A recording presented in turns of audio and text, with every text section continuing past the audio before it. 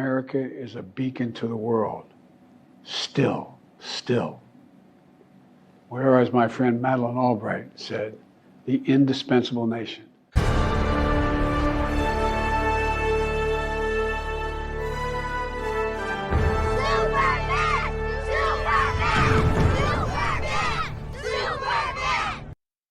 Hi, this is Ollie. Welcome to Possibility Space. Today, I'm going to read you Imperialist Realism, or How We Learned to Stop Worrying and Love the Indispensable Superman. I tried to do something interesting with this piece.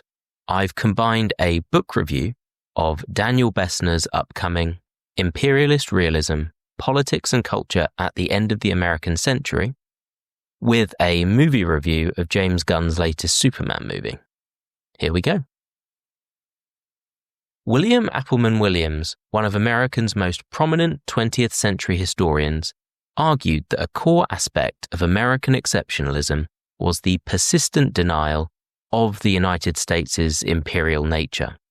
According to Williams, a defining belief of American life was, quote, our ahistorical faith that we are not now and never have been an empire. This might have been true when Williams wrote it in 1980, but it certainly isn't today. The countless calamities caused by US foreign policy have just proven too great to ignore. Americans have begun to acknowledge the imperial nature of their country, and their leaders have started admitting it too. But if Americans are now willing to name their empire as such, why has there been so little opposition to it? To answer this question, Daniel Bessner, cribbing from Mark Fisher's Capitalist Realism, introduces the concept of Imperialist Realism.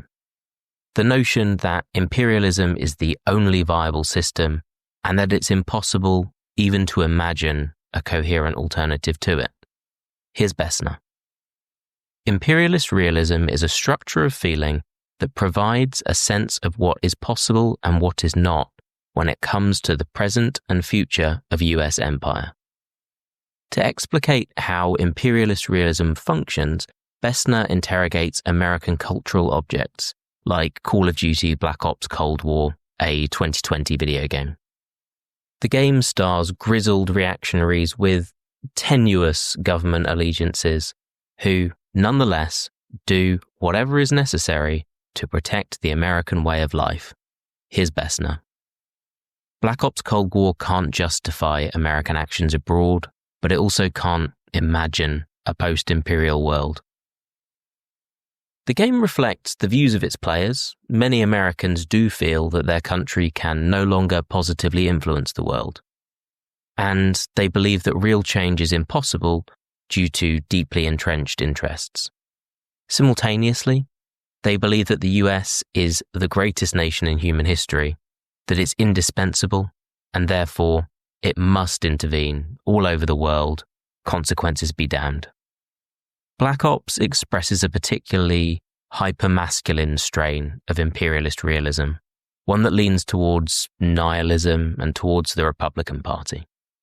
There's also a weepier strain, the shooting and crying genre, which portrays soldiers expressing remorse and privileges their trauma over the trauma that they've actually inflicted on other people.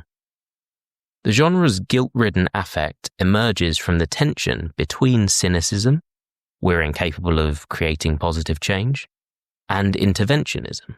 Nonetheless, we must act. Zero Dark 30, which closes on an image of its protagonist, Maya, sitting in front of what looks like an American flag, crying about all the brown men that she had to torture in order to find and kill Osama bin Laden, is exemplary. Democrats love to shoot and cry. Here's Barack Obama, who's so embedded in an imperial context that he can't imagine not acting.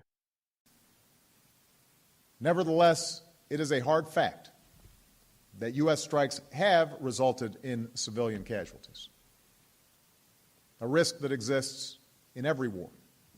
But as Commander-in-Chief, I must weigh these heartbreaking tragedies against the alternatives. So doing nothing's not an option. This is a sentiment that Bessner takes a rather dim view of. If liberals didn't act, they wouldn't be liberal, and if they didn't feel guilty about the consequences of their actions, they also wouldn't be liberal. It is this logic that results in the guilt-ridden affect central to imperialist realism. Superman is a film about a world-bestriding colossus who, despite his detractors, feels duty-bound to intervene to protect people across the globe. Applying Bessner's ideas to it produces some really interesting results. In the film, Boravia invades the neighbouring country of Jaranpur. The film analogizes Boravia with Israel and Jaranpur with Palestine. Boravia is backed by the US government and aided by US arms company Luthor Corp. Superman sides with Jaranpur, which seemingly challenges Bessner's assertion that Americans, quote, can't imagine the end of US empire. But there's a bit more to it than that. So, does Superman succumb to or surmount imperialist realism? Let's find out. So, the first thing you need to know about this movie is that everyone in it is very cynical about US global leadership.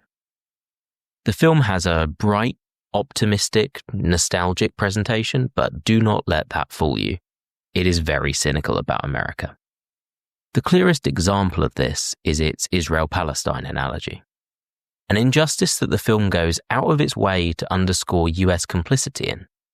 Here's the film's FBI director, Florence Crawley. Mr. Luthor. The disarming Director Crawley. The country of Boravia has purchased over $80 billion worth of arms from Luthor Corp in the past 2 years. And no one would profit more from a war with Boravia and Jaranpur than you. A cynic might say that having Superman out of the way might not be bad for business. Like many of writer-director James Gunn's allusions, this critique is somewhat defanged by its transposition from the real world to the DC universe. The reality is worse. Israel doesn't even have to purchase arms. The US government gives them away. Nonetheless, it's refreshing to hear a critique of the US defense industry whose stocks soar whenever there's a war in a Hollywood blockbuster. The problem with Crawley's critique is that it remains just that, a critique. Despite being rightly skeptical of Lex Luthor's intentions, Crawley does absolutely nothing to stop him. She's critical of imperialism, but she cannot conceive of challenging it. Crawley and Gunn are so embedded in an imperial context that the film doesn't represent this as a dereliction of duty. Crawley's inaction goes completely unremarked upon. Cynicism about American imperialism pervades the film's dialogue, but Superman is the only person who feels able to do anything about it. He is basically the responsibility to protect personified. Take this exchange between him and Lois Lane. Superman, Miss Lane. you illegally entered a country, inserting yourself in the middle of an No. incredibly Hold on a heated minute. geopolitical Hold on a situation, second. siding with a nation, Jaranpur, which historically has not been a friend Jaranpur to the US, has against changed. a nation that's technically our ally, and then threatened to murder their head of state. First of all, whether or not Jaranpur is an imperfect country does not give another nation the right to Yes, but the invade it. Boravian government maintains they're freeing the Jaranpurians from a tyrannical regime. Yes, but you know that's very silly. I do? The Boravian government of all people is saying this? Come on. This is on the record, Superman. Now you're being dishonest, Lois. How am I being dishonest? You're What? being dishonest because you know as well as I do that the Boravian government is not well-intentioned. I think that's almost certainly the case, but do I know that? No, I don't. Clearly, this is Gunn lamenting his country's unconditional support for Israel and mocking the extent to which journalists become stenographers when Israel is involved. Clark Kent basically states the thesis of Mohammed El Kurd's latest book. Even if Jahanpurians are imperfect, it doesn't give Boravia permission to exterminate them. What's interesting for our purposes, though, is that Lois embodies the first feature of imperialist realism, and Clark embodies the second. The film resolves the tension between cynicism and interventionism by giving interventionism superpowers and a heart of gold. Superman gets to embody every positive trait in America's self-image, while the country itself is left with all the bad ones. The man whose slogan used to be truth, justice, and the American way now stands distinctly apart from America. The film, and its merchandise that says truth, justice, and the human way on it, is pretty clear about this. Here's another exchange. Superman, did you consult with the president before entering Baravian airspace? No. The Secretary of Defense? Nope. Or any U.S. official before you took matters into your own hands and decided unilaterally how to handle this extremely delicate Gurkos situation? and his goons were going to kill people. Yes, but the results of you seemingly acting as a representative of I the wasn't United States will representing anybody cause more except for me problems around the world, and more myself, than a war that and- lasted and between good, 12 I don't know, and doing 24 good. hours and was just...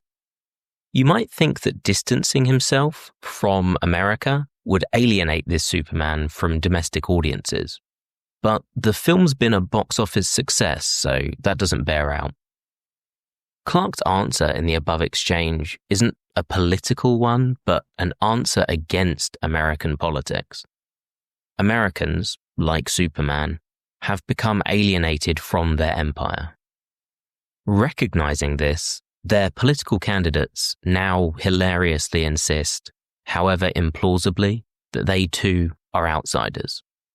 As Bessner explains, this alienation was intentional. Quote, "From its inception, the US pursuit of global primacy was accompanied by a domestic democratic deficit. As a result of this divorce, both Superman and the audience get to feel unambiguously good about interventionism for the first time in decades. It's a neat trick from a screenwriting perspective, and it's a lot more fun than Zack Snyder's dour portrayal of a Superman racked with guilt and feared by the people that he was trying to protect. The self-pitying guilt that pervaded Snyder's Superman films, and films like Zero Dark 30, is nowhere to be found here. But that doesn't mean that this film represents a cultural route out of imperialist realism. Superficially, Superman looks like an anti-imperialist blockbuster. It features a particularly invigorating shot of Hawkgirl dropping Baravia's president, who was cast to resemble David Ben-Gurion, Israel's first prime minister, to his death, comically match cut to an Alka-Seltzer plunking into a glass. Furthermore, the action scenes at Jarhampour's border strongly resemble the Great March of Return, in which Palestinians marched peacefully towards their stolen homes, while the IDF snipers held a contest to see how many civilian knees they could cap. But thematically, the film embraces imperialist realism. Superman might verbally distance himself from America, but he still behaves like an American. Bessner makes a similar point about another superhero who recently grew skeptical of US power. Captain America acts like the United States does in real life. Both the superhero and the country exist in a permanent state of exception, in which they determine what is right and what is wrong. Furthermore, while Superman punishes Baravia, he never once thinks to challenge Baravia's ally across the Atlantic. Washington is portrayed as naive, deceived, but ultimately redeemable. To show fealty, at one point in the movie, Superman even surrenders himself to the US Department of Justice. There's a lot to like in Superman, but it's empty calories. It doesn't surmount imperialist realism. It resolves the tension between cynicism and interventionism, and that's interesting, but it doesn't do so in a manner that we can apply in the real world. And even with that nut cracked, Superman still acts like the United States. So how can we move beyond imperialist realism? The first step, achieved by Bessner, was to identify and articulate imperialist realism's primary features. The second is to apply what we've learned to the world around us, to cultural objects, and to the statements of political decision makers. I've tried to do that here, and it's led me to conclude that Alan Moore, famous comic book writer of Watchmen, was right. when he said that superhero movies are a form of infantilization, that they urge towards simpler times, simpler realities, and that can very often be a precursor to fascism. Thinking beyond empire, from within the empire, is difficult. There's no need to make our task even more challenging by doing it within the inherently interventionist superhero genre. The third step is to imagine how we could be doing things differently. I cannot imagine a post-imperial utopia, but I can at least imagine how we might fumble in the darkness towards one. TV shows like Andor and films like How to Blow Up a Pipeline, which more directly grapple with what fighting empire might realistically entail, are glimmers of hope. They're both about solidarity, about the cost of resistance, and about how the spirit of rebellion ferments and passes between people. Interestingly, they're both heist tales. Perhaps that genre better suits our aims. I think discovering which formats best suit our purposes will be a worthwhile endeavor. As we take these steps, we should remind ourselves of a core feature of imperialist realism, that it's not true. It's a lie that stifles our imagination, trapping us within a system that harms us. Bessner's book diagnoses this problem, and in doing so, reminds us that another world is possible. Thank you for listening. I hope you enjoyed that. Here are some acknowledgements. I'd like to thank Danny for trusting me with an advanced copy of his work. The best way to keep up with Danny is by listening to his podcast, American Prestige. If you want more like this, you'll be happy to know that this isn't the first time that Possibility Space has engaged with Danny's writing. The episode titled No, Dementia Minecraft is Not the Future of Video Games is heavily inspired by a long piece that Danny wrote for Harper's about the challenges of the entertainment industry under, I guess what you could phrase, late capitalism. I was inspired to write this article by Danny's appearance on the Always at War podcast. That one's definitely worth a listen. And lastly, I guess shout out to James Gunn. He made a really thrilling left-wing Superman movie. And also, as his first act as DC Studios CEO, he cancelled a planned Gal Gadot Wonder Woman sequel. It was about time someone stopped an Israeli bomb, if you ask me. Thanks a lot. See you next time.